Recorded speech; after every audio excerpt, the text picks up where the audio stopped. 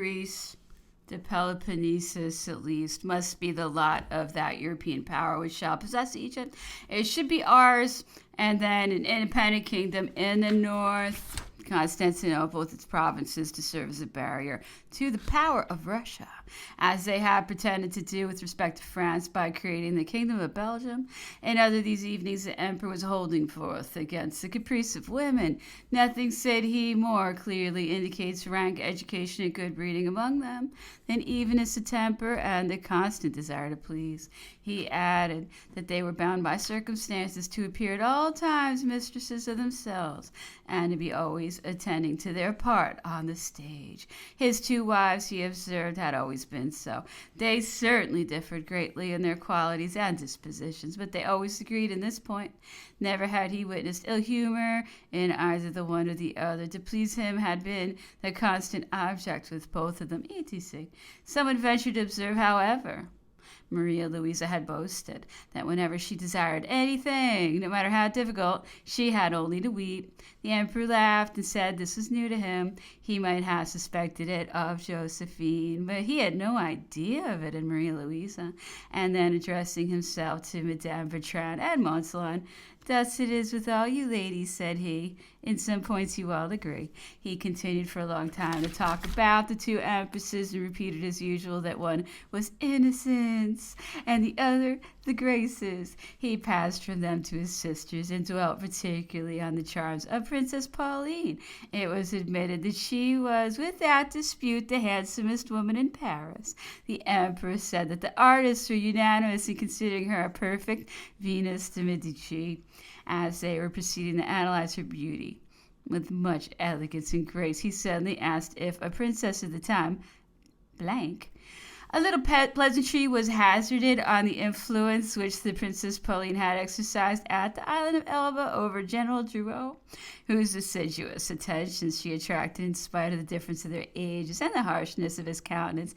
The princess, it was said, had drawn from him the secret of the intended departure. 8 days before it took place, he had repeated the fault of Turenne, and upon this the emperor said, "Such are women, and such is their dangerous power." Here Madame Bertrand declared that the Grand Marshal, to a certainty, had not done as much. Madame retorted the emperor with a smile, "He was only your husband." Someone having remarked that the Princess Pauline, when at Nice, had set up a post wagon on the road by which dresses and fashions arrived from Paris every day, the emperor said, "If I had been aware of it, that would not have lasted long. She would have been well scolded. But thus it happens. While one is emperor, one knows nothing of these things." After the conversation, the emperor inquired what was the day of the month. "It was the 11th of March. "Well," said he, "it is a year ago to the day. It was a brilliant day. I was at Lyons. I reviewed some troops. I had the mayor to dine with me, who, by the way, has boasted since that it was the worst dinner he ever made in his life." The emperor became animated. He paced the chamber quickly. "I was again become a great power," he continued, and a sigh escaped him, which he immediately checked with these words in an accent and with a warmth which it is difficult to describe. "I had founded the finest empire in the world, and I was so necessary to it that in spite of all the last reverses here upon my rock, I seem still to remain the master of France. Look at what is going on there. Read the papers. You will find it so in every line. Let me once more set my foot there. They will see what France is, and what I can do." And then what ideas, what projects he developed for the glory and happiness of the country. He spoke for a time with so much interest, so unreservedly, that we could have forgotten time, place, and seasons. A part of what he says is as follows. "What a fatality," he said, "that my return from the island of Elba was not acquiesced in, that every one did not perceive that my reign was desirable and necessary for the balance and repose of Europe. But kings and people both feared me. They were wrong, and may pay dearly for it. I returned a new man. They could not believe it. They could not imagine that a man might have sufficient strength of mind to alter his character or to bend to the power of circumstances. I had, however, given proofs of this, and some pledges to the same effect. Who is ignorant that I am not a man for half measures? I would have been as sincerely the monarch of the Constitution and of peace as I had been of absolute sway in great enterprises. Let us reason a little upon the fears of kings and people. On my account, what could the kings apprehend? Did they still dread my ambition, my conquests, my universal monarchy? But my power and my resources were no longer the same.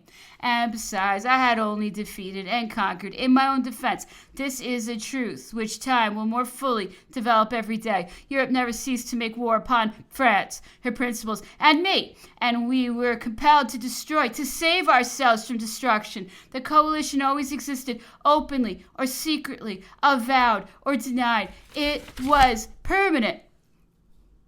It only rested with the Allies to give us peace. For ourselves, we were worn out. The French dreaded making new conquests. As to myself, it is supposed that I am insensible to the charms of repose and security, when glory and honor do not require it otherwise. With our 2 chambers, they might have forbidden me in future to pass the Rhine.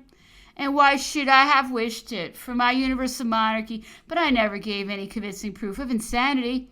And what is its chief characteristic but a disproportion between our object and the means of attaining it? If I have been on the point of accomplishing this universal monarchy, it was without any original design, and because I was led on to it step by step. The last efforts wanting to arrive at it seemed so trifling. Was it very unreasonable to attempt them? But on my return from Elba, could a similar idea, a thought so mad, a purpose so unattainable, enter the head of the most rash man in the world? The sovereigns then had nothing to fear from my arms. Did they apprehend that I might overwhelm them with anarchical principles? But they knew by experience my opinions on that score. They have all seen me occupy the territories. How often have I been urged to revolutionize their states, give municipal functions to their cities, and excite insurrection among their subjects. However, I may have been stigmatized in their names as the modern Attila, Robespierre on horseback, etc. They all know better at the bottom of their hearts. Let them look there. Had I been so, I might perhaps still have reigned, but they most certainly would have long since ceased to reign in the great cause of which I saw myself the chief and arbitrator.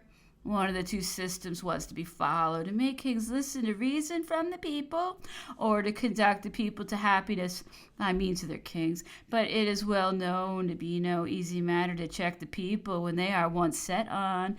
It was more rational to reckon a little upon the wisdom and intelligence of rulers. I had a right always to suppose them possessed of sufficient intellect to see such obvious interests. I was deceived. They never calculated at all.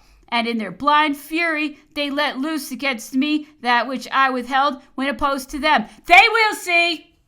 Lastly, did the sovereigns take umbrage at seeing a mere soldier attain a crown? Did they fear the example, the solemnities, the circumstances that accompanied my elevation, my eagerness to conform to their habits, to identify myself with their existence, to become allied to them by blood and by policy, close the door sufficiently against newcomers? Besides, if there must needs have been the spectacle of an interrupted legitimacy, I maintain that it was much more to their interest that it should take place in my person, once risen from the ranks, than in that of a prince, one of their own family. For thousands of ages will elapse before the circumstances accumulated in my case draw forth another from among the crowd to reproduce the same spectacle, while there is not a sovereign who has not at a few paces distance in his palace cousins, nephews, brothers, and relations to whom it would be easy to follow such an example if one set.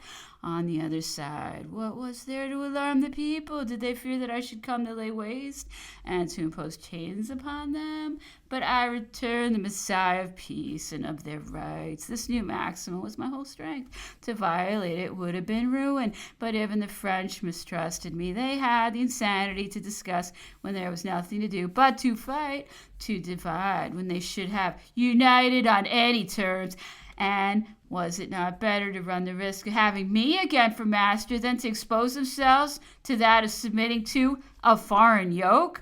Would it not have been easier to rid themselves of a single despot, of one tyrant, than to shake off the chains of all the nations united? And moreover, whence did they arrive this mistrust of me? because they had already seen me concentrate every effort in myself and direct them with a vigorous hand. But do they not learn at the present day to their cost how necessary that was? Well, the danger was in any case the same, the contest terrible, and the crisis imminent. In this state of things, was not absolute power necessary, indispensable? The welfare of the country obliged me even to declare it openly on my return from Leipzig. I should have done so again on my return from Elba. I was wanting in consistency, or rather in confidence, in the French, because many of them no longer placed any in me. And it was doing me a great wrong, if narrow and vulgar minds only saw in all my efforts the care of my own power. Ought not those of greater scope to have shown that under the circumstances in which we were placed, my power and the country were but one? Did it require such great and incurable mischiefs to enable them to comprehend me? History will do me more justice. It will signalize me as the man of self-denials and disinterestedness.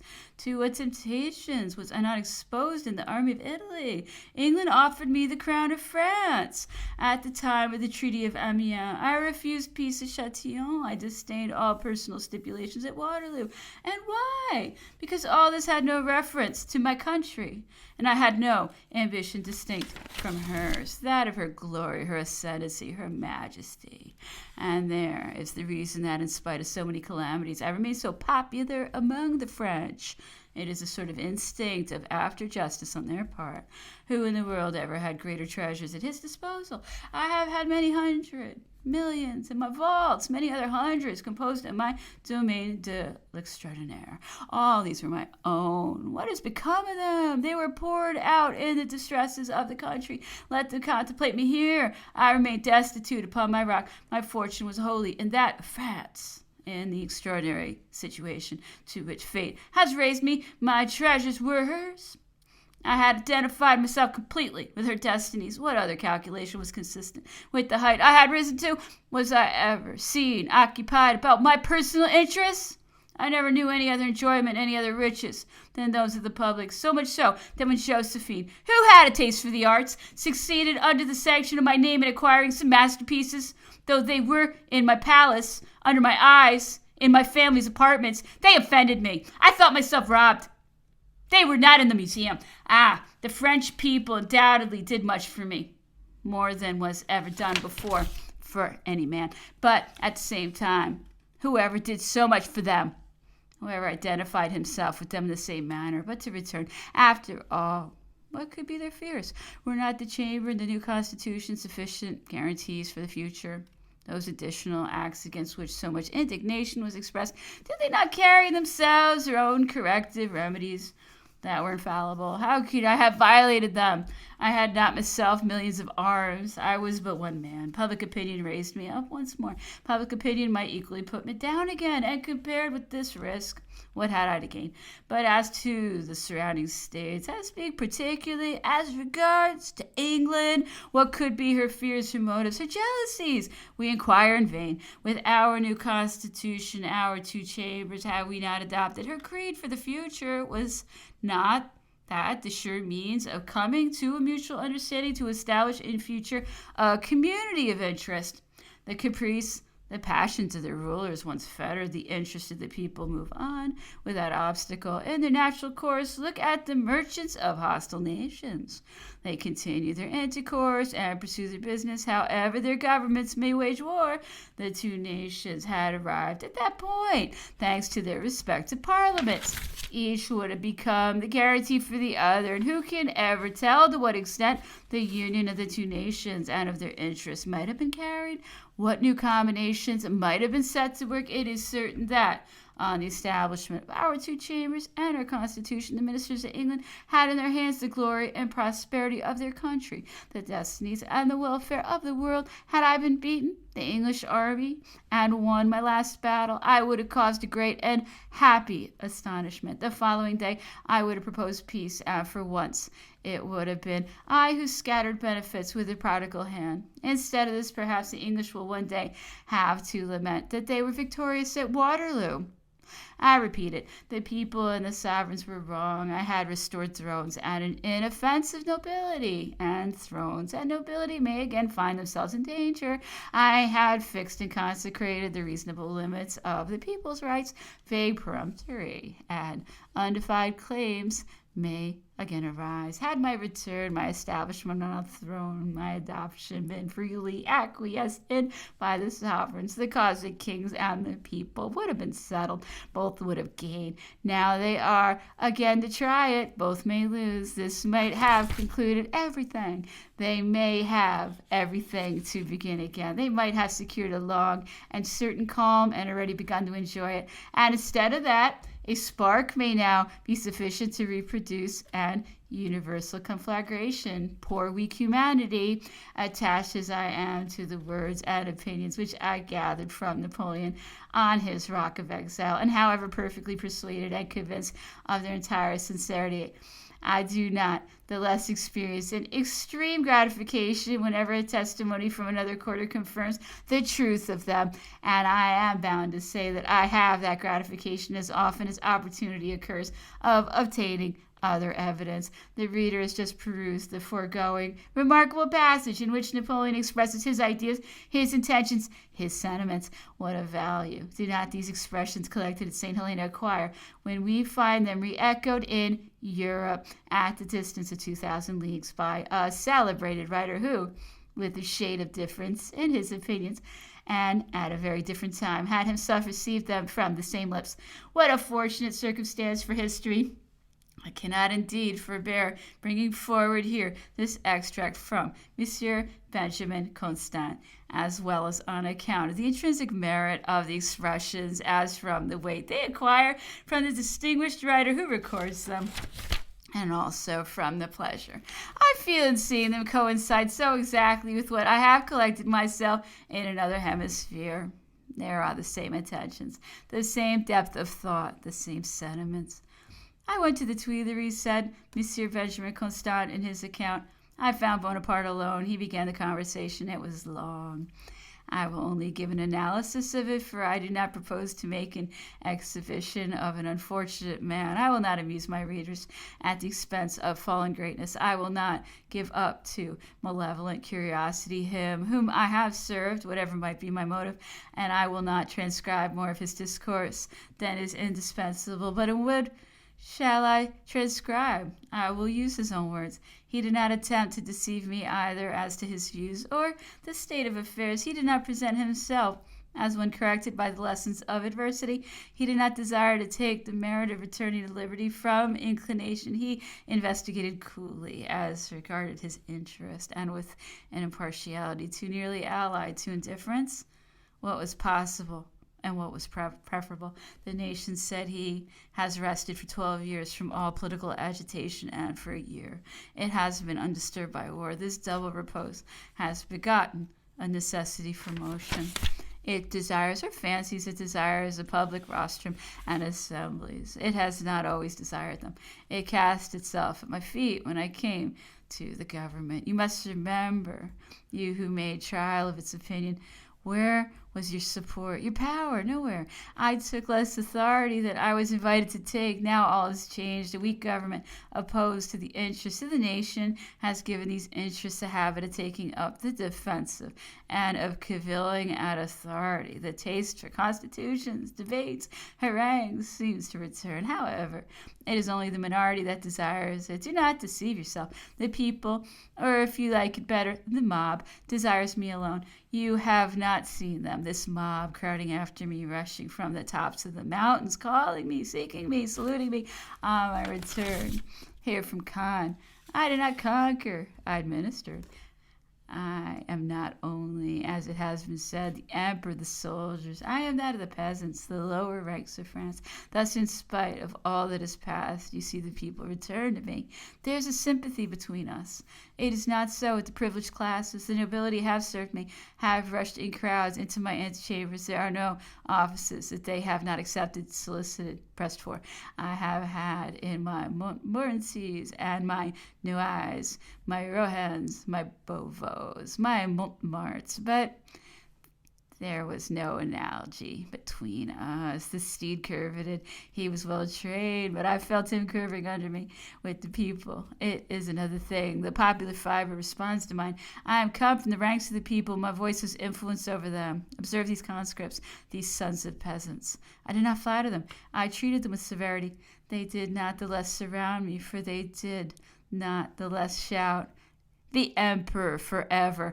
It is because between them and me there is an identity of nature. They look to me as their support, their defender against the nobles. I have but to make a sign, or rather to turn away my eyes, and the nobles will be massacred in all the departments. They have carried on such fine intrigues for these 6 months, but I will not be the king of a Jacquerie. If there are any means of governing with the Constitution, well and good. I desire the empire of the world, and to ensure it, unlimited power was necessary to me. To govern France only, a constitution may be better. I desire the empire of the world, and who in my situation would not? The world invited me to govern it. Sovereigns and subjects vied with each other in hastening beneath my scepter. I have rarely found any opposition in France, but I have, however, met with more than some obscure, unarmed Frenchmen than from all these kings, so vain at present of no longer having a popular man for their equal. Consider, then, what seems to you to be probable. Give me your ideas. Free elections, public discussions, responsible ministers, liberty. All this is my wish. The liberty of the press in particular. To stifle it is absurd. I am satisfied upon this point. I am the man of the people. If the people sincerely wish for liberty, I owe it to them. I have recognized their sovereignty. I am bound to lend an ear to their desires, even to their caprices. I never desired to oppress them for my own gratification. I had great designs. Fate has decided them. I am no longer a conqueror. I can no more become so. I know what is possible and what is not. I have now but one charge: to relieve France and give her a government suited to her. I am not inimical to liberty. I set it aside when it obstructed my road, but I comprehend it. I have been educated in its principles. At the same time, the work of 15 years is destroyed. It cannot begin again. It would require 20 years and the sacrifice of 2 millions of men. Besides, I am desirous of peace, and I shall obtain it only by dint of victories. I will not hold out false hopes to you. I do not contradict the reports that negotiations are on foot, but there are none. I foresee a difficult contest, a long war. To maintain it, the nation must support me, but in return it will require liberty, and it shall have it. The situation is new. I desire no better than to receive information. I grow old. A man is no longer at 45 while he was at 30. The repose of a constitutional monarch may be well suited to me. It will assuredly be still more suitable to my son. The 13th, the emperor sent instructions to the grand marshal to write to the admiral to know if a letter which he, Napoleon, should write to the prince regent would be sent to him.